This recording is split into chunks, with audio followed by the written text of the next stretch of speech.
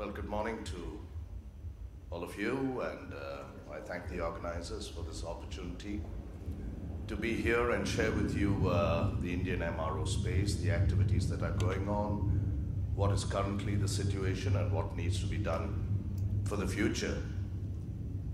Anyway, this is just an overview when we look at India as a possible destination or an MRO hub in the Asia-Pacific region. Well, we know that it's the world's largest democracy.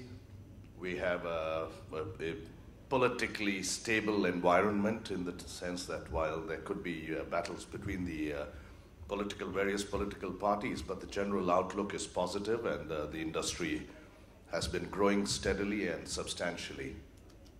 It's a young country. We have 50% of the population are less than 25 years of age, and 65% are below 35 years of age. We have a strong and growing pool of educated youth. There are a maximum number of technical universities, and there are more and more universities that are springing up every year to cater to the growing demand for education in the country.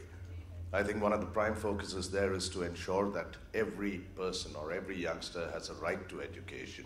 So that is one of the positives. So we're getting a new breed of people who are adequately exposed to the technological developments, to the other activities that are happening globally. And we are culturally integrated with the rest of the world in the sense that we have one of the largest diaspora distributed towards all parts of the world. We have a largely speaking, English-speaking population, so understanding the language of aviation, both technically and being able to communicate and decipher and interpret the various manuals, that is also fairly simplified from an Indian perspective.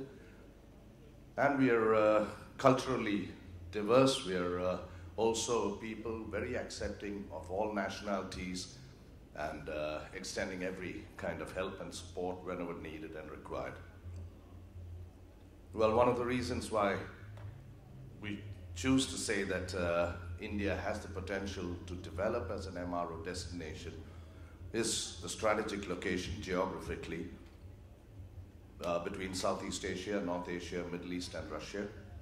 And then we have flights coming into the country from several different regions. It's developed as a great international transit place. We have the labor advantage.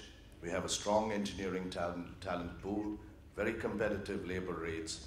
The global rates, if one is to see, it's between the average of $40 to $100 per man hour, whereas in India we could work anywhere between 30 to 50. We have the youth that are there. They're motivated to deliver the best, fast turnaround times, optimal costs, and a quality in delivery.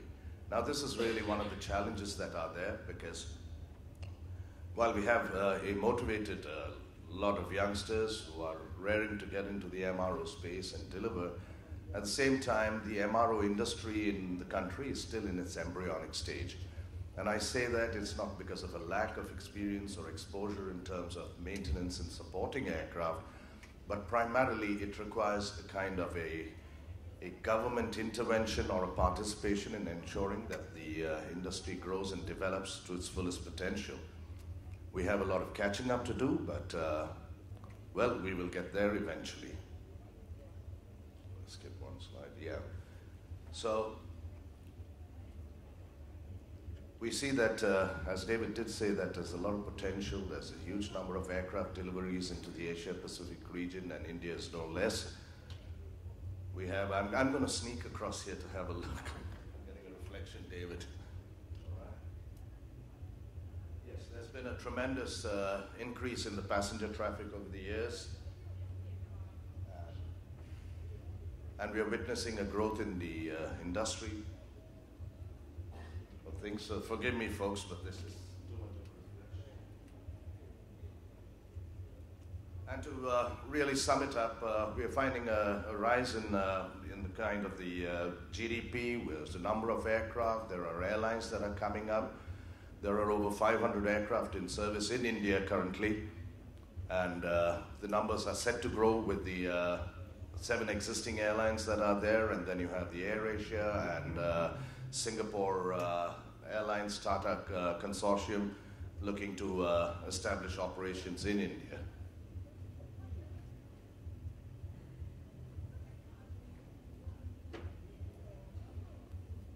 Well, the benefits for the airlines in India is one is you have your service at your doorstep. You have cultural commonalities that are there. There are local synergies, AOG assistance, infrastructure sharing. And if one is to take that, currently most of the MRO activity is outsourced. I mean, India imports about anywhere between $750 to $800 million worth of MRO services every year. Now, this is something we've been trying to change. We want to look to develop strategic relationships with the airlines, build long-term partnerships with them so that there is a value add, there is an economic viability and a sustainability through strategic partnerships. Apart from that, from a government perspective, the foreign exchange savings can be substantial. The savings in forex hedging costs, because the rupee and dollar has been, like a yo-yo, bouncing up and down, which has really thrown the airline economics completely out of gear. And there are immense cost savings to be had through the ferry costs of flying aircraft in and out of the country, and saving in the opportunity cost of flying these aircraft. Typically, an aircraft, before it leaves the country, needs a day to go through the processes of ensuring that the customs clearances and other things are in place. And when it returns, there's another entire day that is lost. So the kind of competitive turnaround times that each of the MROs offshore may offer is again offset by the fact that you have these bureaucratic processes and systems that really will delay an aircraft for 2 additional days. So from a macro perspective, yes, India has the potential to develop as a global MRO hub. It's a self-sufficient, sustainable aviation in India does require an independent domestic MRO industry. It's time, the people do recognize that it's time a country like ours and our size and a growing aviation industry must have self-sufficiency in aircraft MRO. The MRO industry, if properly organized and developed, can generate employment, it can create opportunities, it can give rise to ancillary industries, and all along, add to the economy. There are employment opportunities for qualified youth. It can act as an incentive for people to join the aviation industry. But what we do lack is a definitive civil aviation policy. A lot has been said and a lot has been spoken, but really there have been more pressing matters perhaps from a government perspective for them to really look at the MRO space and consider that here could be a great economic growth driver. It is only in 2012 that for the first time the word MRO found a mention in the budget speech of the finance minister. And that has been very encouraging, for the industry as a whole. But considering the fact that there is no definitive civil aviation policy, there is a great entrepreneurial spirit. There are companies who have taken the initiatives, to go ahead and invest in developing the infrastructure and preparing themselves for the growth of and development of the MRO industry. Now, Indians, traditionally, we're very transactional people. We're great bargainers. And this bargaining is not just limited in trade and things. This is historically with us that we even bargain, with the Almighty in terms of you have a small problem, you contribute a small sum of money and say, listen, God, you've got to get me out of this mess. And if it's a large problem, you contribute a larger sum. So given the fact that we are transactional, it's inherent, it's in our genes. Well, it's time, we're going to be growing out of that. We're seeing the value in forming strategic relationships and working together with the airlines to create, kind of a co-shared, co-created vision that will be that'll be a value add to each of the airline operators. And that kind of a mindset that we had earlier, that is changing and changing for the better. Now, some of the critical success factors that we really consider essential or are essential for the growth and development of the MRO industry is adequate land space at Tier 1 and Tier 2 airports. And Tier 1, Tier 2 airports typically have the basic infrastructure of, refueling, defueling, customs, immigration, and other facilities that are there. Now, this is something that really hasn't been looked at by the Ministry of Civil Aviation or the Government of India. The airports that are there haven't really considered allotting or attributing certain space for the growth and development of the MRO industry. So as I said, it is very, very embryonic. There's no definitive civil aviation policy, but at the same time, it's the industry players who are driving and bringing about the change that is required to create an environment that is conducive to invest and grow and develop the MRO space. We do speak about the special free trade economic zones that are there. Now, initially, there were no taxes that were prevalent in these places, and a lot of people said, yes, here's a great opportunity. But again, you had the government intervene and say, no, we must have a minimum alternative tax. So the environment has been challenging, and that is one of the reasons why the MRO industry in India hasn't really, taken off to the levels it should have, and that is going to really happen over the next couple of years, especially since 2012. We are seeing that the government recognizes the potential of the industry, not just from a revenue perspective, but from an employment perspective.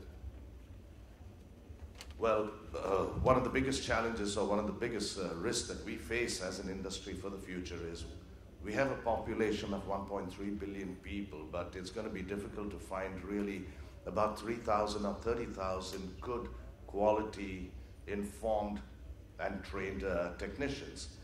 So this is something that India really is looking at to set up an aviation institute. The government themselves have given the go-ahead for developing this, because the minimum qualifications that are required to get into the aviation space or to qualify to get to become a licensed engineer is your basic school education and your first 2 years of university, or what we call is the 10+2 system. So most of the industry players really, that's the basic education.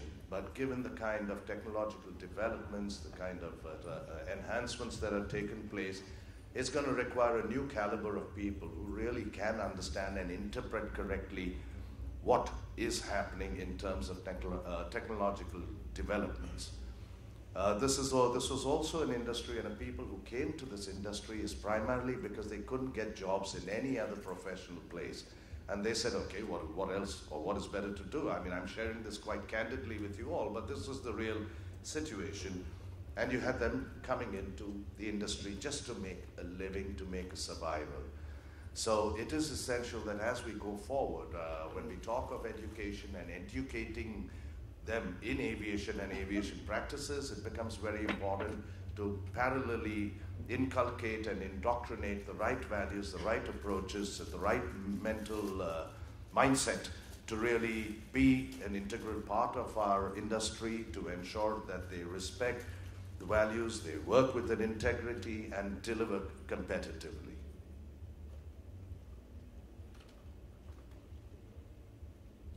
And in continuation of the critical success factors for the MRO industry in our country to develop one is from an openness from the domestic and international airlines to explore India options. I mean, it's always been considered, or maybe their quality of workmanship is not good, or it's not on par with the countries that are from our neighboring countries. But the fact remains that most of the neighboring countries have employed people from India to deliver their MRO services. In fact, quite recently we have a huge exodus of people to the Middle East who are going there and finding gainful employment and gainful opportunities. And those countries are getting very competitively priced labor. So the potential does exist. These are, you could have the kind of game of chicken and egg or catch up, but I think for the future it is important to hold hands, to participate in developing jointly the kind of efficiencies and economic viabilities together, rather than keep throwing the ball at each other, and saying, listen, you do it first and you do it first. But while going into the future, the challenges are going to be many, especially, considering the kind of demand that there is going to be for qualified and experienced technicians. And as you said, David, I mean, OEMs are looking at getting into the MRO space actively. They're looking at various opportunities. And, we're going to have a kind of a challenging situation there where you have, for example, take the example of Air India, where you had Boeing, who have come and built an MRO facility for Air India as part of its offset obligations. So somewhere we're going to be seeing a greater involvement by the OEMs in this space, which is already so highly competitive, and it's only going to make the environment even tougher for independent MROs to really function effectively. For India, one of the bigger challenges or one of the critical success factors is to change the tax environment. It was once said that you give India her freedom and there will come to a stage where they will tax the very air that she breathes. We have experienced this, and this is no great secret. It's kind of a knowledge that everybody has. But what is important is that the government has taken a very, very positive view, and some of these taxes, some of these customs duties and other taxes are going to be brought down. In some cases, some of the other additional charges are going to be waived completely. So from a hugely overregulated environment that cannot be regulated any further, we're going to be coming into an environment where a lot of these regulations are going to be falling by the roadside. So while we do have a very competitive labor cost, we have not been able to leverage the labor cost arbitrage primarily because it is offset by the high customs duties and tax structures. Well, on that note, thank you once again for this opportunity, and in the panel discussion, I'm open for questions, subtle, candid, whatever it may be. Thank you very much. Thank you, David.